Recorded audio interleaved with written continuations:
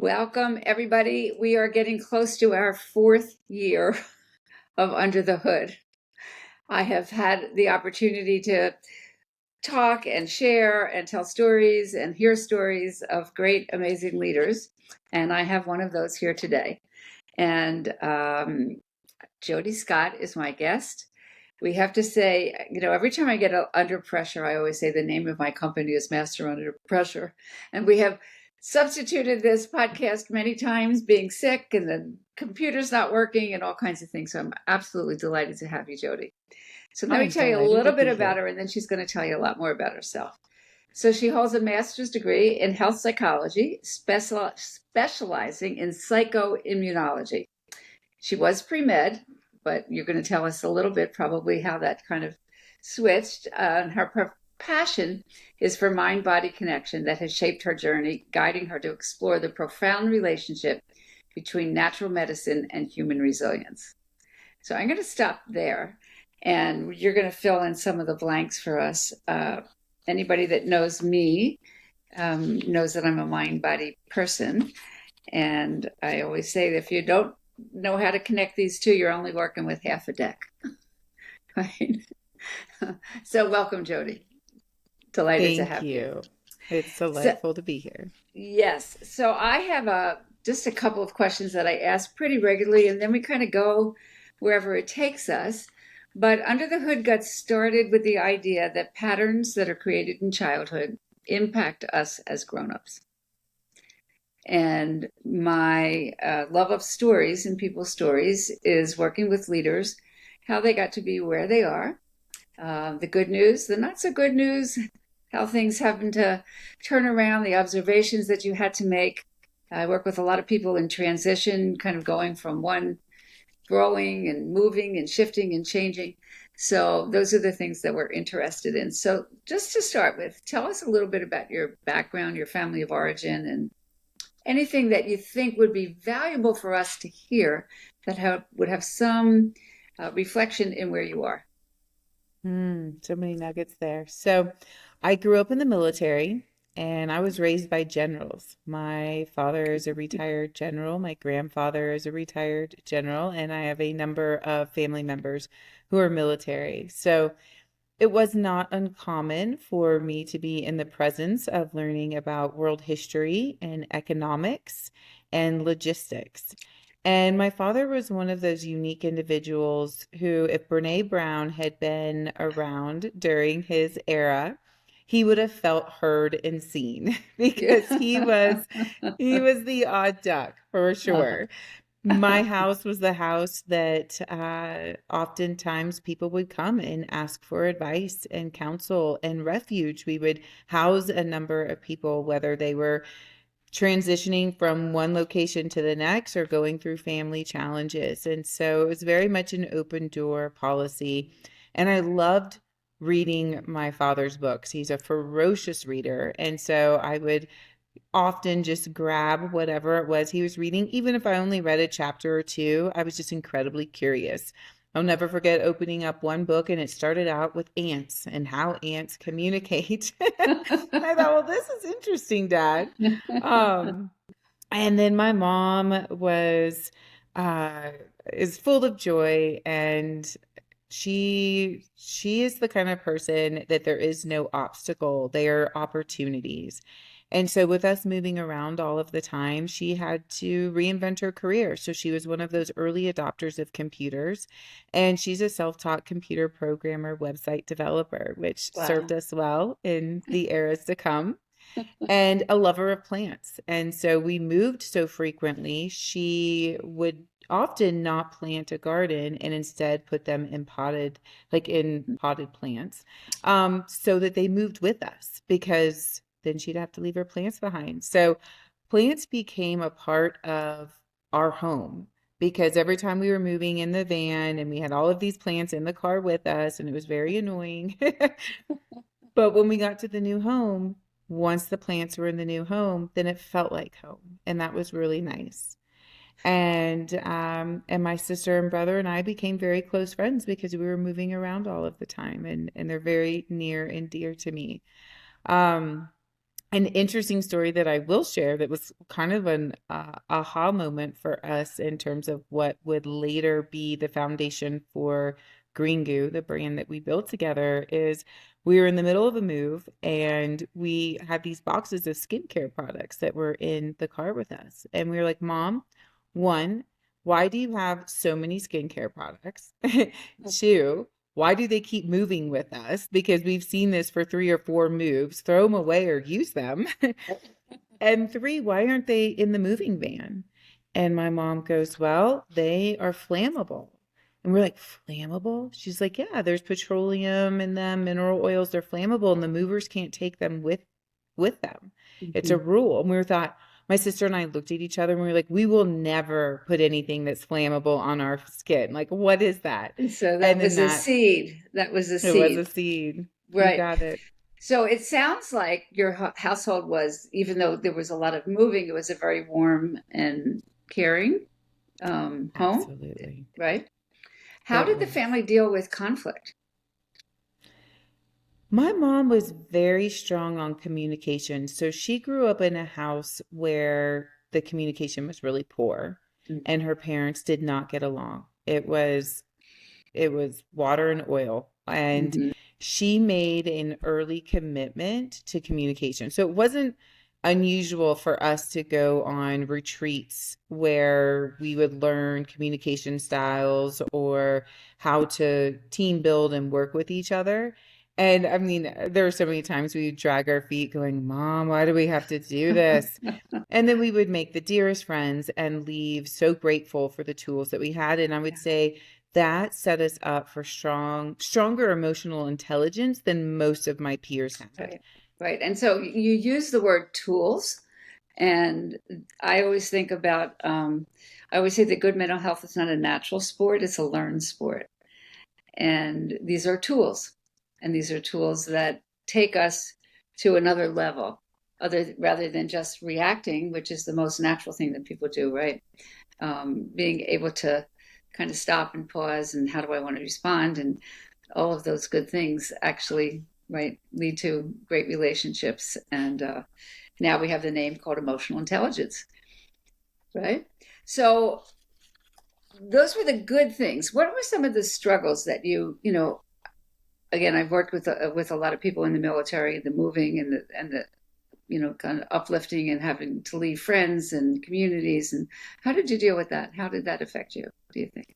Oh, I think it was incredibly challenging. And it's interesting you should ask this question because this was one of the first I'll call them issues that I had to learn to identify when I had my first professional crisis, Mm-hmm. was to really lean in to that revelation to better understand if that personality trait was still serving me. So a personality trait that I developed at that age was hypervigilance and people pleasing. Because when you are moving on a regular basis, you're the new kid and you had to constantly be aware.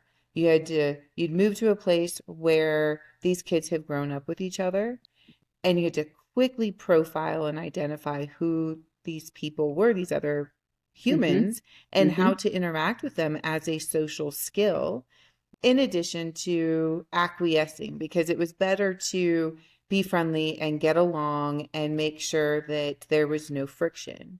And I think it's also authentically who we are.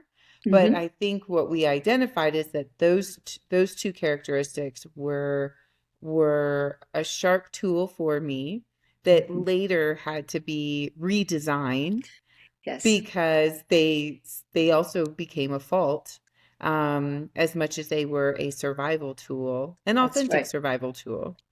Could you tell us a little bit about the crisis, the psychological, the professional crisis? Because again, a lot of times when people look at people who are successful, they say, "Oh, they're just lucky." And you and I know that this is not just all about luck. There's a lot more than that, although I Yeah. appreciate when you have those lucky moments because they certainly help. Well, my mom, sister, and I built a plant-based first aid brand called Green Goo, and our goal was to reinvent first aid. And it grew very quickly.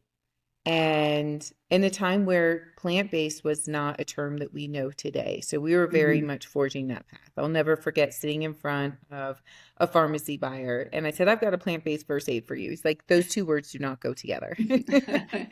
So there was a lot of education, informing and selling and so forth. And so fast forward, we sold the company, and this was put into a portfolio where we were not leaving the company. So it was a partnership in spirit, but on Hmm. paper, we no longer owned it. And the idea was that we were going to be funded, expand internationally, and have a new season.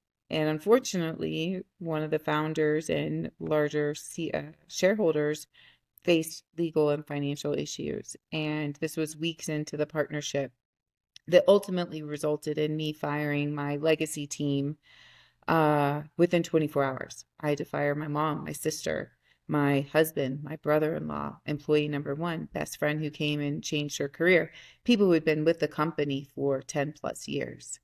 And we had strong retention. So this was not a friendly fire. This was very difficult. Along Right. with I lost my sense of purpose, the thing that I was getting up and fighting for every day.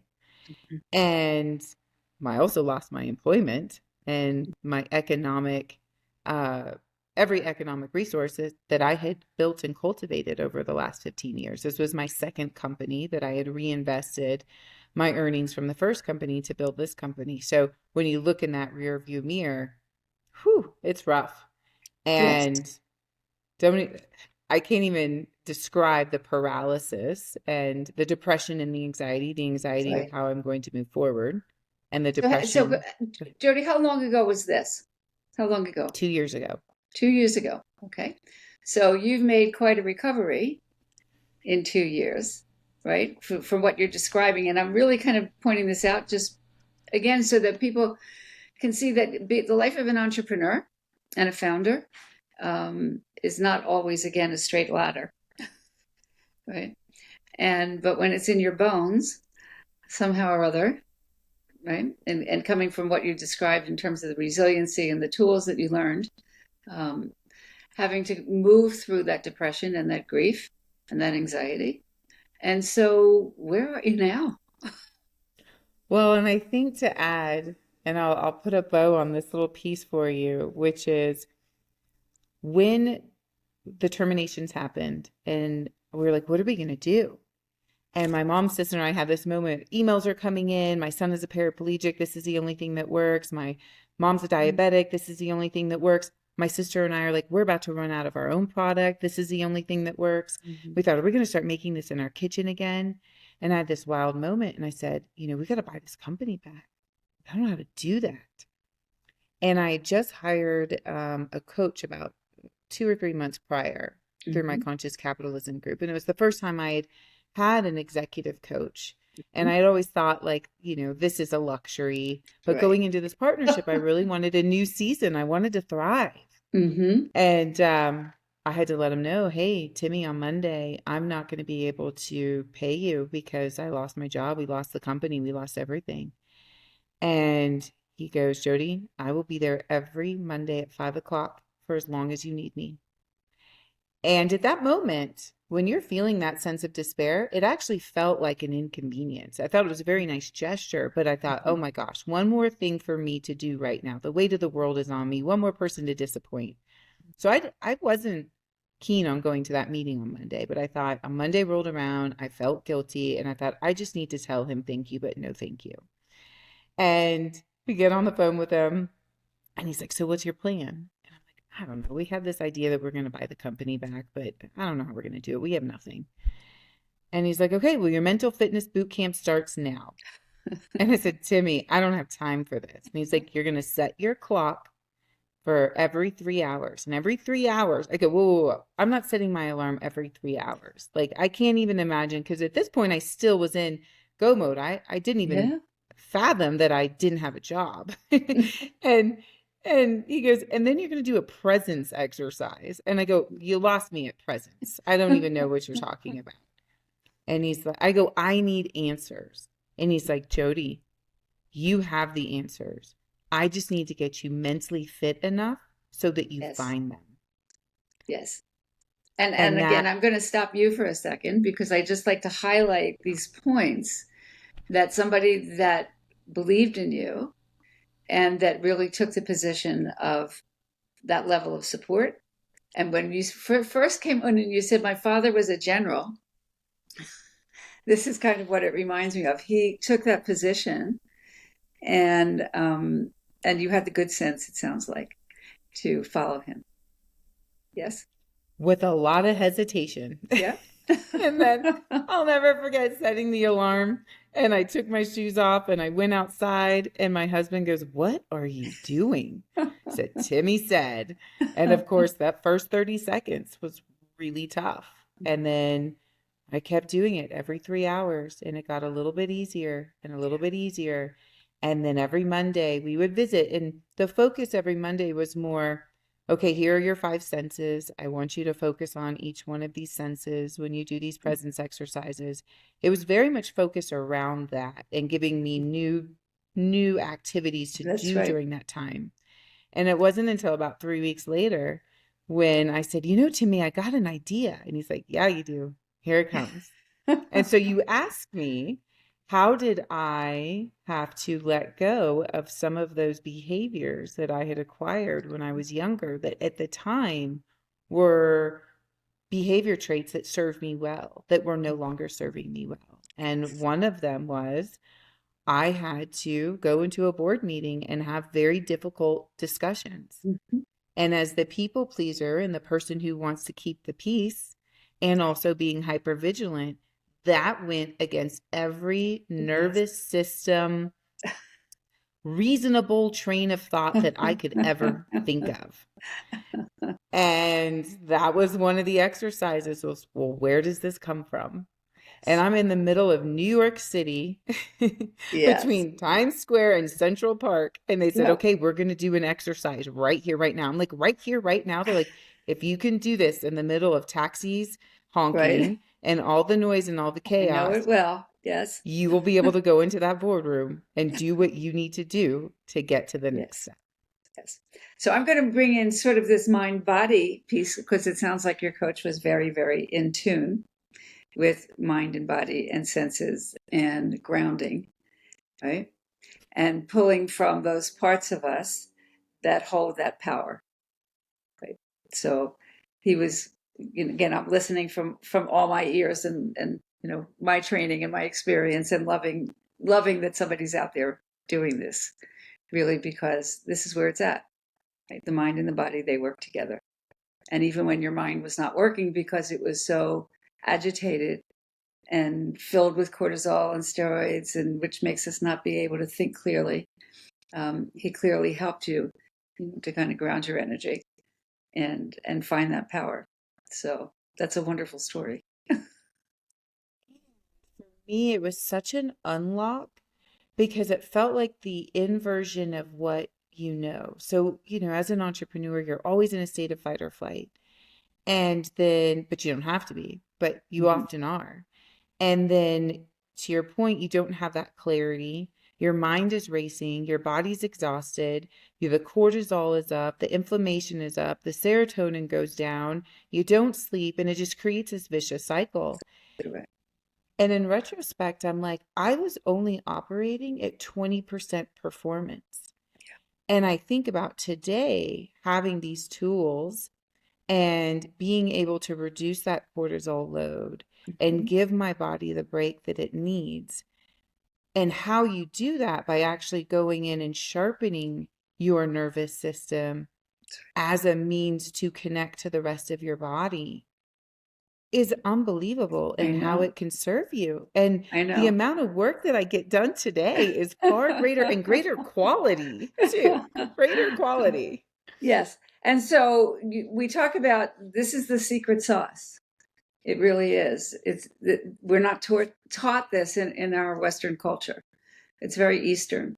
Qigong and Tai Chi and Kung Fu and yoga, it's all built on energy. That's the system. So, we're going to spread it loud and wide because the way that I think about it all the time is it's hard when you're in that kind of situation to be able to believe that there's something that you actually can do that will change your nervous system. And your breath is the way in. 100%. The breath is the only voluntary mechanism that we have that can change those nervous systems by ourselves, right? And then everything else kind of comes from that. So just tell us quickly before we go, and I love your story, and kind of the way that you've been able to turn it around. And I'm sure not every day is an easy day, and there's still plenty of challenges, I'm sure. But just tell us a little bit about your company and this plant-based company, and how people can get in touch with you. Yes, well, we make plant-based first aid, and the idea behind this was the fact that we have been told that these one-time use chemical-laden solutions are the only solutions that get the job done. If it doesn't burn, sting, or dry out the wound area, then it must not be working. And we found it very interesting that the natural consumer was willing to abandon their natural ethos because they were told this is the only solution. And then, second to that, chronic skin conditions are at an all-time high. And the traditional, conventional consumer is looking for higher efficacy. And so that's the code that my sister and mom and I wanted to crack, was to prove that these plants can do this. And so our process, we have protected as we have scaled. So we still make these formulas the same way we did in our kitchen once upon a time ago, harvesting fresh plants and bringing them to our manufacturing facility where we take them through this process that protects the integrity of the plant, yields high amounts of the medicinal properties, and these custom unique oils go into these formulas, and that is why they work. John Hopkins has been using our formula in their scleroderma and skin condition department for over a decade, and they're phenomenal. And what's really interesting in terms of the full circle and where I've gone in this journey with this mind-body relationship is recognizing that there's a reason our chronic skin conditions are at an all-time high. Our skin is not just the largest organ, it is the first responder to our endocrine system, to our immune system, to our nervous system, to our mindset. And what I have learned is that you can take these herbs and these plants and put them head to toe on your body and use it as a more nutritive skin resource as a part of your wellness journey to help you get present, to be one of those rituals in your life that help bring that connection between your mind and your body. And so it's been really neat when I wonder, like, why has my journey been what it has been? And all of a sudden, it's this very full circle, and Yes. educating and informing that there's an opportunity for you to lean in more in your skincare Beautiful. wellness And so where can journey. people find your products? Greengoo.com. Greengoop.com. And if Yep. And anybody wants to connect with you personally, how do they find you? uh, Jodi A. Scott at LinkedIn. And you can find me at greengoo.com. You can email me at jodi@greengoo. Beautiful. And of course Amazon as well. And I love talking to our customers, whether it's curating a variety of products for, what you're looking to solve, and or just being there for you. I've been through it, and I like to help. Beautiful. Well, they always say that you can only take a person to a place that you can't take a person to a place that you haven't been. And you have been there. So I want to thank you a million for your time and your energy and your effort and your passion and all the work that you're doing for good. Thanks, Jodi. Thank you for creating these Right. platforms for all of us to get all these rich tools and goodness from. So appreciate you. Absolutely. Absolutely. So this is Tina Greenbaum from Under the Hood, and patterns that are created in childhood, they impact us as grown-ups. So thanks again, and thanks for listening. Bye.